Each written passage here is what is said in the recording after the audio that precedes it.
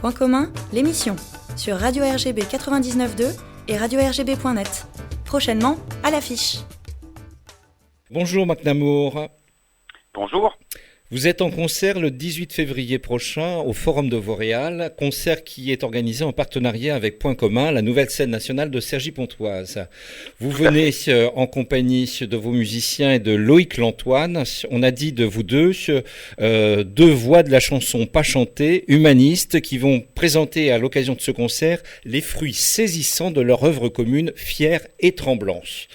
Alors, pour les plus conventionnels d'entre nous, votre duo avec Loïc Lantoine semblait improbable. Comment s'est faite cette rencontre? Et je crois savoir que cela remonte à une bonne dizaine d'années, la première rencontre. Exactement. En fait, des amis communs nous avaient conviés pour venir en soutien au Journal de l'Humanité, au Bataclan.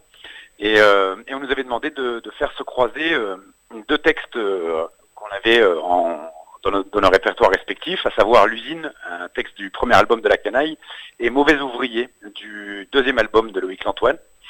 Et nous avions fait à l'époque on avait donné ce petit bout, on va dire, de musique en improvisation totale, et ça avait duré 15 minutes, et on s'était rendu compte, et dans la salle et sur le plateau, qu'en fait il s'était passé quelque chose, et c'était la première fois qu'en gros je croisais Loïc Lantoine et lui pareil.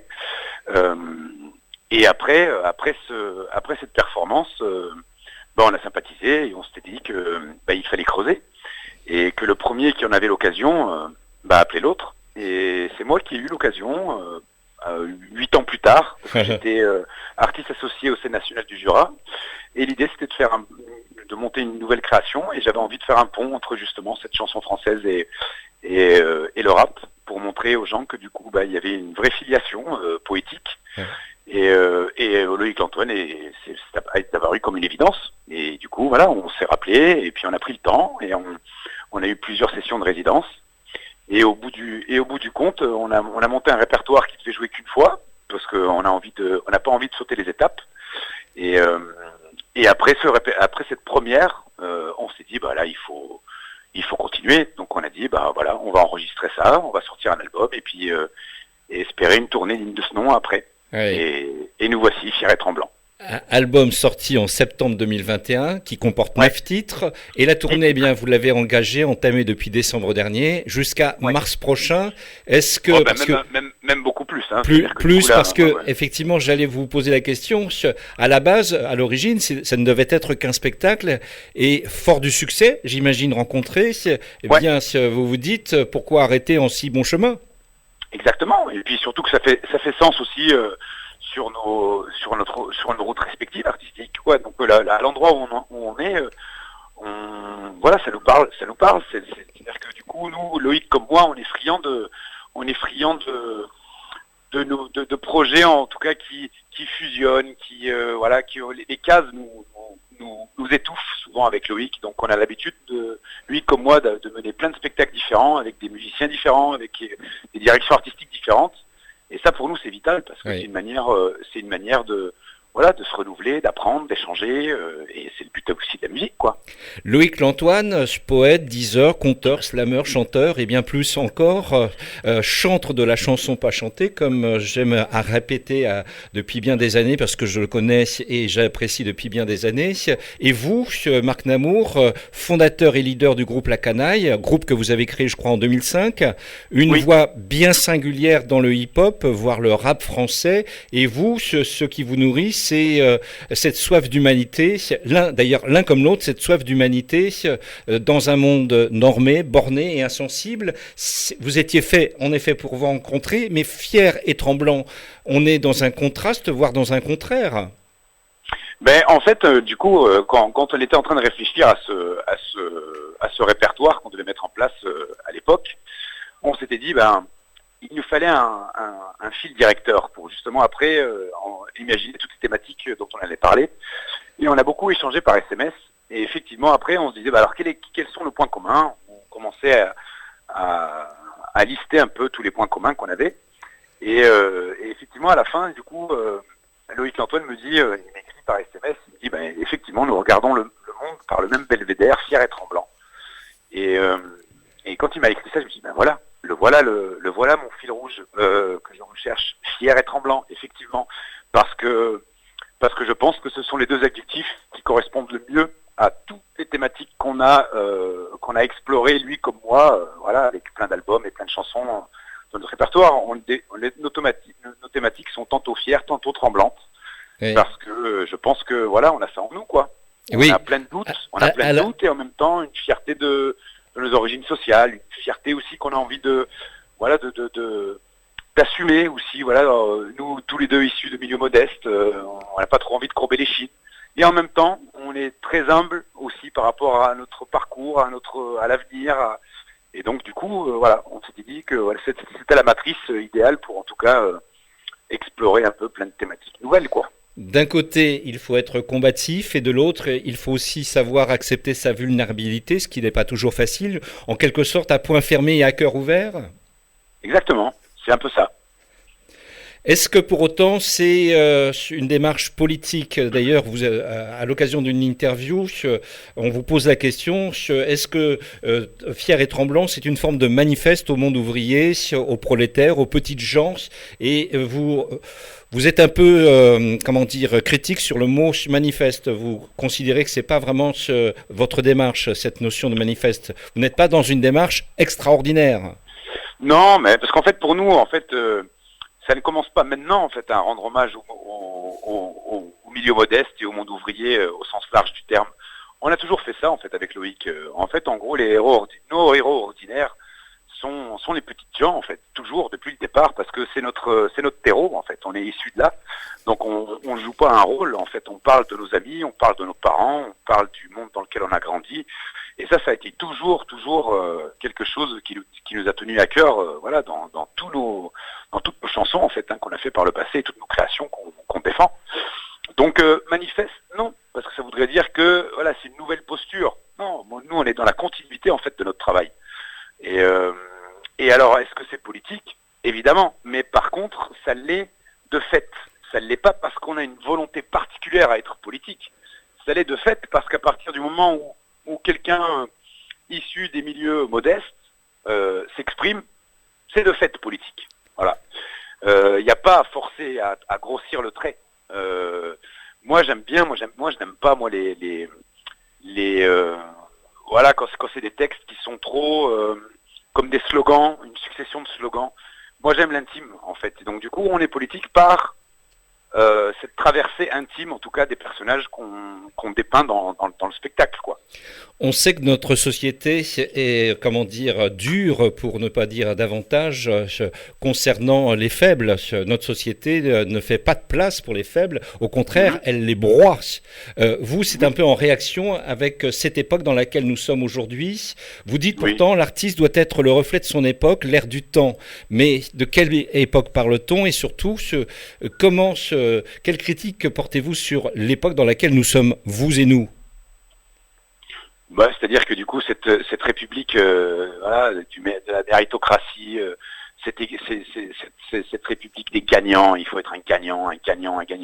Quand on voit, nous, la tête des gagnants, ça nous donne absolument pas envie de faire partie de cette équipe-là. Moi, je revendique, le camp des perdants, limite. Parce que moi, ces gagnants-là qui mettent le monde à feu et à sang. C'est ces gagnants-là qui n'ont que pour seule morale le dollar. C'est ces gagnants-là qui sont en train de pourrir l'espace maintenant en allant sur la Lune ou je sais pas quoi. Ces gagnants-là, pour moi, ils me débectent. Ces gagnants-là sont juste des marchands de misère, des marchands de malheur. Et moi, bien évidemment, ce sont nos ennemis politiques. Et nous, en tant qu'artistes, notre espace, en tout cas, de prise de parole, c'est le plateau, c'est la scène d'un théâtre, d'une salle de musique. Et nous, on a décidé, en tout cas, de prendre ça comme un lieu, en tout cas, pour échanger d'autres idées qui ne sont effectivement, malheureusement, pas mises en avant parce que ces gagnants-là, ils prennent toute la place, ils occupent tout le terrain, Et du coup, maintenant, c'est pour ça que nous, on focalise, sur ces petites gens qu'on entend que trop rarement, malheureusement. Oui. J'ai lu à propos de votre spectacle ceci. Dans la lignée d'Aimé Césaire et de Léo Ferré, il chante point levé et chiffon rouge au bout du cœur, la gloire des petites gens. Comment vous recevez ce genre de réaction, voire de critique positive pour le coup, hein? Bah oui. Et puis de toute façon, de manière, Aimé Césaire, pour moi, j'avais fait un spectacle déjà qui tourne encore, hein, avec Serge Tessoguet et Cyril Bilbao qui forment l'entité Zone Libre. Et on avait fait, parce que moi, Aimé Césaire, il se trouve que le cahier d'un retour au pays natal, son texte emblématique, c'est mon poème de chevet. C'était un poème qui a eu une résonance. Il y a eu un avant, un après pour moi. Après, c'est la première lecture de ce texte. Et effectivement, il m'a redonné de la dignité, ce texte. Et j'ai la chance de le défendre, voilà, sur scène. Donc effectivement. Et puis après, Léo Ferré, voilà, parce que du coup, ça fait référence à toute cette tradition de la chanson française à texte. Donc je ne valide pas tout de Léo Ferré, mais il y a plein de textes quand même qui m'ont aussi beaucoup nourri, quoi. Donc alors, je prends ça comme un compliment, effectivement. Hein. Oui. Il est question de textes inédits, donc que vous avez écrits ensemble, c'est bien ça. Oui. Et parmi ces textes, ces chansons, 9 titres qui figurent sur l'album, il y a eu la réécriture des Gens qui doutent d'Anne Sylvestre. Pour vous, c'est une forme d'hommage ? Bah oui, exactement, puisque de toute façon, de manière, ce projet-là se veut faire un pont entre une chanson française et un rap. Et du coup, je me suis dit, j'allais rendre hommage à cette grande dame qui s'appelle Anne Sylvestre. Et plutôt que de faire une énième reprise de cette chanson qui a été beaucoup reprise, j'ai préféré, en tout cas moi, réécrire à la manière d'eux, en gardant cette thématique de J'aime les gens qui doutent. Et ça a donné cette chanson. Et du coup, et Loïc, voilà. Et ce qui moi me touche énormément en plus dans l'histoire de cette chanson, c'est que vu que Loïc connaissait bien Anne Sylvestre, il lui a fait écouter avant qu'elle parte, et elle adorait. Et elle nous a vraiment donné son aval pour défendre ce texte. Donc du coup, ça m'a d'autant plus touché. Je rappelle à ceux qui nous écoutent qu'elle a disparu le 30 novembre 2020, donc c'est effectivement pas loin dans le temps et elle aura marqué plusieurs générations d'amateurs de chansons françaises. Alors oui, j'ai lu dans la presse à propos de votre duo et de Fier et Tremblant, de cet album, le rap croise les vers avec la chanson française et porte le fer contre les élites, fiers de leurs origines modestes, tremblant face à leurs doutes et aux dérives de la société libérale, puissants parmi les soi-disant perdants. C'est le dernier numéro de magazine francophone qui titrait effectivement l'interview que vous leur avez accordée dans le numéro de décembre 2021, janvier 2022. C'est fort, ça traduit bien effectivement cette rencontre. Je ne sais pas si on parle de fusion, mais d'abord c'est vraiment une rencontre sans être on n'est pas dans un battle ou dans une joute oratoire entre vous deux. Mais non, absolument pas. Sinon, ça n'aurait pas de sens. Ça n'aurait pas d'intérêt. Là, on est tout en bienveillance et tout en douceur entre nous. Et le but du jeu, c'est justement que notre parole finalement se croise en gardant nos singularités, mais en ne faisant qu'une seule voix au final. Et du coup, chacun avec sa corporalité, avec sa manière d'aborder la scène, avec sa façon d'écrire, finalement, ce qui marque aussi beaucoup les gens, c'est qu'ils nous trouvent radicalement différents et en même temps énormément complémentaires. Parce que le but du jeu, c'est d'accorder nos violons. En fait, on s'est tous mis au service de ce projet, que ce soit les musiciens de la canaille, Loïc, l'Antoine ou moi, et on prend du plaisir aussi surtout, quoi, parce qu'on est copains, quoi, on est des copains, hein, donc dans la vie. Et voilà, on se trouve chanceux en tout cas d'avoir l'occasion de prendre du plaisir ensemble et d'essayer de défendre du mieux qu'on peut une parole poétique et politique aussi. Oui, alors je confirme. Une rencontre d'ailleurs, au-delà de cette rencontre artistique, c'est vraiment une rencontre pour sortir des cases aussi, parce que on est dans une société où vous êtes chacun dans une case, et là finalement tout ça, c'est bien, ça explose pour donner l'envie aux uns qui aiment le rap d'écouter, de découvrir la chanson française, et vice versa. C'était un peu le but aussi. Voilà, si ça peut amener les gens du coup aussi à nourrir leur curiosité, à aller voir un peu plus loin que ce que nous présentent finalement les grands médias influents. Et c'est vrai que Loïc comme moi, encore une fois, les cases nous étouffent, quoi. On les a toujours éclatés depuis le départ, en fait, lui comme moi. Et ça se ressent aussi dans tous les projets qu'on défend. Voilà, on n'hésite pas à se mettre en danger. On n'hésite pas à aller sur des zones un peu inconnues, avec des musiciens d'horizons totalement différents d'une autre.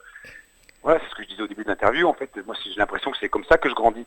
C'est comme ça que je vais pouvoir m'enrichir finalement. Et nous allons grandir également et nous enrichir à la découverte de vous deux et des musiciens qui vous accompagnent lors de ce concert qui aura lieu le 18 février, je le rappelle, au Forum de Vauréal. C'est sur l'agglomération de Cergy-Pontoise. Tout cela en partenariat avec Point Commun, la nouvelle scène nationale de Cergy-Pontoise. Dernier mot, pour vous faire partager à vous et aux éditeurs une critique concernant cet album.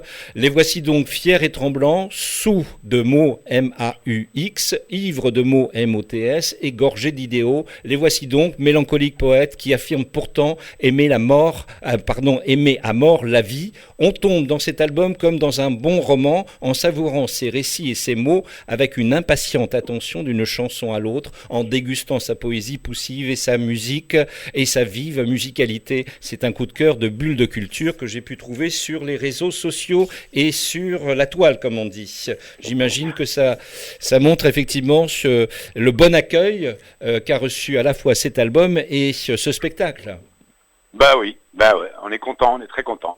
Et c'est un peu gênant d'entendre ce genre de compliments, mais voilà, je peux dire que c'est super, voilà. Mais tant mieux si ça parle aux gens, parce que nous, ça a fait sens pour nous, et quand on se rend compte que du coup, ça résonne aussi dans la tête de ceux qui nous écoutent et ou bien qui viennent nous voir en spectacle, on se dit que ça a gagné.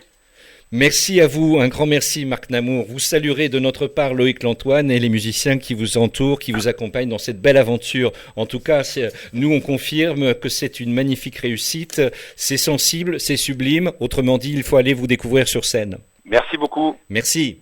À bientôt. Merci à vous. À bientôt. Merci à vous.